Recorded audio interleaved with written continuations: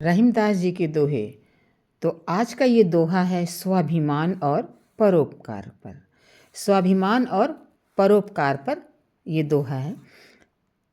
कही रहीम परकाज हित।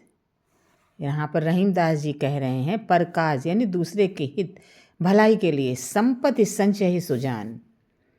संपत्ति सचही सुजान, संपत्ति यानी धन दौलत, सचही माने संवार कर रखना, सज्जन, सुजान माने सज्जन व्यक्ति। फल फूले निज कारने, फल फूले फूले निज कारने, साधु ना बरखा बादल पान। बरखा यानी बरसात, साधु सज्जन पुरुष, बरखा यानी बरसात, बादल, बादल जब बादल आते हैं तभी वो पानी बरसता है। पान माने खाना या पान करना, खाना या जो पान लगा हुआ पान होता, पान का पत्ता। तो इस दोहे का अर्थ इस प्रकार से है। इस दोहे में रहीमदास जी कह रहे हैं इस दोहे में रहीमदास जी ने कहा है कि सज्जन लोग दूसरों की भलाई या कल्याण के लिए संपत्ति अभी यहाँ पे आया ना संपत्ति, तो वही कहा है कि सज्जन पुरुष, यहाँ पर रहीमदास जी ने कहा इस दोहे में जो सज्जन पुरुष होते हैं वो दूसरों के लिए अगर विपत्ति पड़े, कोई परेशानी पड़े तो उसके लिए भी धन या रुपया जो है वो जमा करके रखते हैं। धन रुपया पैसा जमा करते हैं दूसरों की भलाई के लिए भी। कुछ लोग होते हैं जो कोई तो इंसान, हम जब दूसरे की मदद करते हैं तो कैसे करते हैं? जब हमारे पास धन होगा, दौलत होगा, पैसा होगी, उसको जोड़ कर ही तो दूसरे की मदद करेंगे। तो यहाँ पर इसी दोहे के लिए कहा है कि सज्जन व्यक्ति जो होता है, लोग दूसरे की भलाई या कल्याण के लिए संपत्ति या धन रुपया पैसा जो है वो जमा करते हैं, जमा करके इकट्ठे करके रखते हैं, न सिर्फ अपने लिए। तो यहाँ पर क्या कहा है, सिर्फ अपने लिए ही नहीं, दूसरों के लिए। जैसे हम लोग कहते हैं कि उन्होंने इतना दान दिया है तो मंदिर में दान दिया, गरीबों को दान दिया, या दूसरों की भलाई के लिए दान दिया आश्रम वगैरह में। तो ये दान कैसे देते हैं? जब हम संपत्ति को अपना बचा कर रखेंगे, किसके लिए? किसी दूसरे के लिए।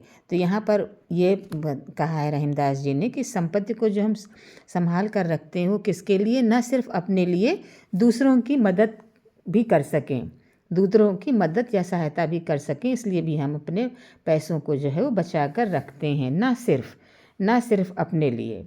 ठीक उसी तरह जिस तरह प्रकृति उसी तरह जिस तरह से प्रकृति निस्वार्थ भावना से, बिना कोई स्वार्थ की भावना लिए लोगों को लाभ देती है।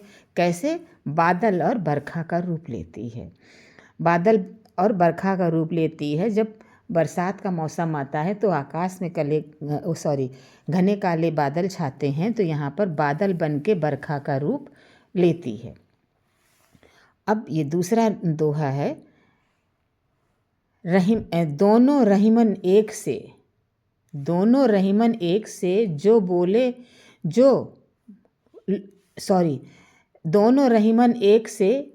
लो बोलत नाही। जो लो दोनों मतलब दोनों, जो लो यानी जब तक, जो लो से मतलब है जब तक बोलत नाही यानी जब तक बोलते नहीं हैं, जब तक, जो लो यानी जब तक बोलते नहीं हैं। जान परत यानी जब पता चलता है। काक पिक ऋतु बसंत के माही। तो यहाँ पर काक यानी कौआ, पिक माने मोर।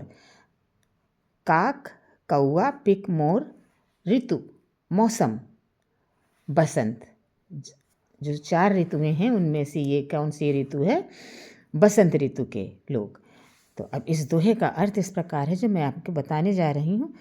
रहीमदास जी के इस दोहे में कौआ और कोयल दोनों की पहचान बताते हुए कहा है। इस दोहे में रहीमदास जी ने क्या कहा है? काक यानी ये देखिए, काक, पिक, कौआ और मोर, पिक माने मोर। तो इस दोहे में रहीमदास जी ने कौआ और कोयल दोनों की पहचान बताते हुए कह रहे हैं कौआ और कोयल दोनों का एक ही रंग है।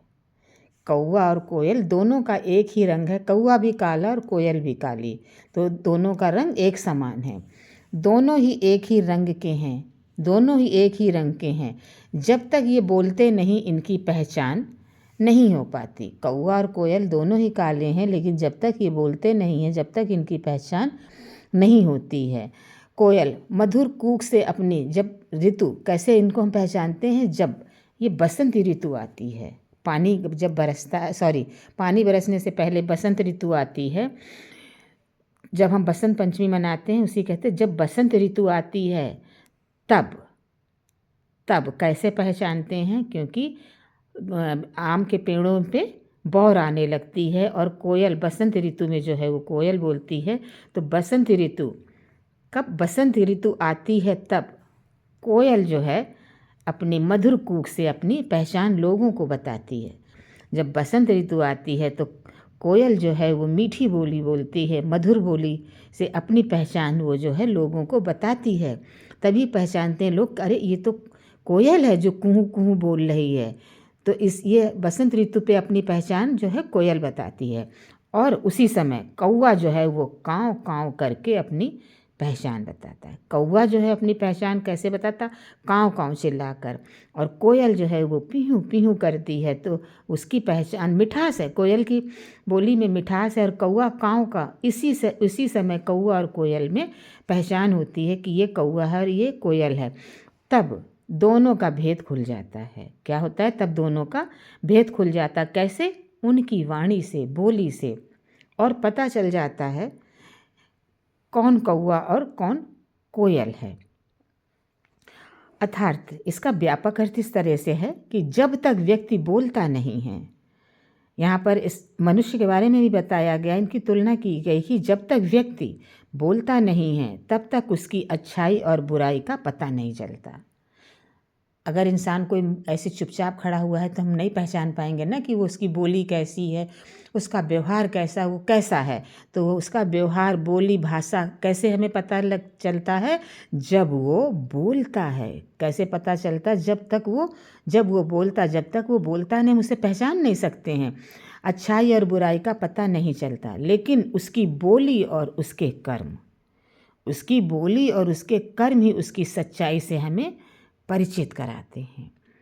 यह दोहा व्यक्ति की वाणी यानी बोलने की ताकत और अंदर के गुणों की पहचान बताती है। ये दोहा जो हमें व्यक्ति के अंदर की जो है पहचान बताती, वो कितना अच्छा है, कितना बुरा है, उसके चरित्र के, उसके बारे में जो है हमें पहचान बताती, उसके अंदर के गुणों की पहचान जो है बताती है, जो दिखावे से ज़्यादा महत्वपूर्ण है। अंदर के गुण जो है वो हम परख के देखेंगे बोली भाषा से, और ऊपरी दिखावा तो है कि हम आराम से खड़े हुए हैं, किसी से बोल रहे हैं, मुस्कुरा रहे हैं, देख रहे हैं, जब तक बोलने पर हम लोग क्या कहते हैं कि बहुत ही सज्जन पुरुष है। लेकिन उसकी पहचान, वास्तविक पहचान तभी होती है जब वो अपना मुंह खोलता है, बोलता है। तो विद्यार्थियों, अगर मेरा ये पढ़ाया हुआ आप लोगों को पसंद आए तो प्लीज़ चैनल को लाइक, शेयर एंड सब्सक्राइब करें। और अगला पाठ आप लोगों को कौन सा चाहिए वो भी कमेंट्स बॉक्स में कमेंट्स करके बताइएगा। धन्यवाद।